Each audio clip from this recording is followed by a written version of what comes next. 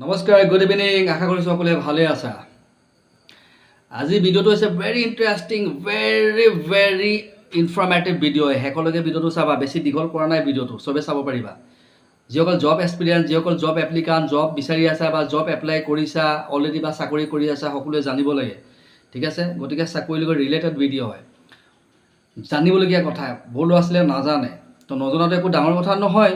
নাজানি মনে মনে বহি থকাটোহে ডাঙৰ কথা, লাজৰ কথা হয়, জানিবলৈ ইচ্ছা নকৰাটো। আৰু বহুতে আকৌ বহুত জনা দেখুৱায়। যিজনে ভাবে যে মই বহুত জানো, আচলতে তেওঁহে বহুত শিকিবলগীয়া থাকে।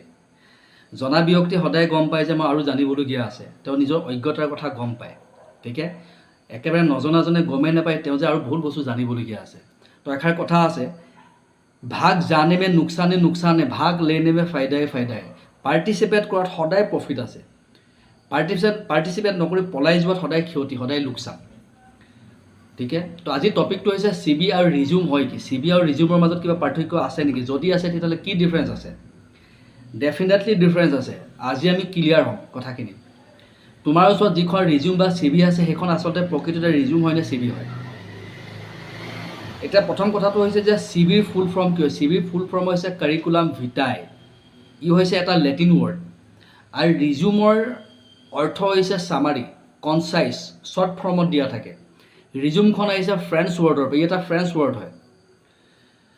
তো CVৰ অৰ্থ হৈছে কোৰ্চ অফ লাইফ, গোটেই জীৱনটোত তেওঁ কি কি এচিভমেণ্ট কৰিছে, কি কি বস্তু তেওঁৰ জব ইনফৰমেশ্যন, তেওঁৰ কেৰিয়াৰ ইনফৰমেশ্যন, তেওঁৰ একাডেমিক, তেওঁৰ পাৰ্চনেল, গোটেইখিনি বস্তু ক্লিয়াৰলি ডিটেইলছত থাকে। কিন্তু ৰিজিউমখনত চব বস্তু শ্বৰ্টকৈ দিয়া থাকিব, কনচাইজ ফৰ্মত দিয়া থাকে, ঠিকে, ব্ৰিফলি দিয়া থাকে, বৰ বেছি বহলকৈ নাথাকে। লগতে ৰিজিউমখন এটা বা দুটা পেজৰ হ'ব, আৰু বাকী CVখন য'ত নেকি দুটাতকৈ বেছি পেজ থাকিব, 3খন, 4, 5, 8খন, 10, 12, 15খন পেজো হ'ব পাৰে, ঠিকে। আৰু জবৰ প্ৰফাইল অনুপাতে ৰিজিউমখন চেঞ্জ কৰি থকা যায়, চেঞ্জ কৰিব পাৰি। কিন্তু CVখন তুমি চেঞ্জ কৰিব নোৱাৰা। CVত যিখিনি বস্তু যেনেকৈ আছে তেনেকৈয়ে তুমি এজ ইট ইজ কি কৰিব লাগিব, তুমি ছাবমিট কৰিব লাগিব। গতিকে CVখনৰ ডিটেইল ডকুমেণ্ট বুলি কয়, চব বস্তু মেনশ্যন থাকে তাত। আজি আমাৰ ভাৰতৰ নিচিনা দেশত, আমাৰ দেশত CV বা ৰিজিউম আমি যিকোনো চাকৰিৰ ক্ষেত্ৰত এপ্লাই কৰোঁ। কিন্তু বাহিৰত কিছুমান এনেকুৱা দেশ আছে, আমেৰিকাত সাধাৰণতে ৰিজিউমখনে বেছি ব্যৱহাৰ কৰা হয়। কিন্তু UKত আৰু 2-এখনমান দেশ আছে, তাত কিন্তু CVখন ব্যৱহাৰ কৰে, ৰিজিউম ব্যৱহাৰ নকৰে। আজি যেতিয়া তুমি জব এপ্লাই কৰিবলৈ যাবা, তেতিয়া ক'ব যে তুমি CVখন লৈ আহিবা বা ৰিজিউমখন লৈ আহিবা। আমি CV বা ৰিজিউম যিখনে হয় আমি সেইখনে লৈ যাওঁ, কিন্তু আমি জনাটো দৰকাৰ। তো এই ভিডিঅ'টোৰ পৰা নিশ্চয় ক্লিয়াৰ হৈছে ৰিজিউম কোনখন হয়, CV কোনখন হয়। ৰিজিউমখনত সাধাৰণতে এটা বা দুটা পেজ থাকিব, CVখনত 3টাতকৈ অধিক পেজ থাকিব। CVখনত চব বস্তু ডিটেইলছত থাকিব, এক্সপ্লেইন কৰা থাকিব, ৰিজিউমখনত শ্বৰ্টকৈ থাকিব, অ'কে।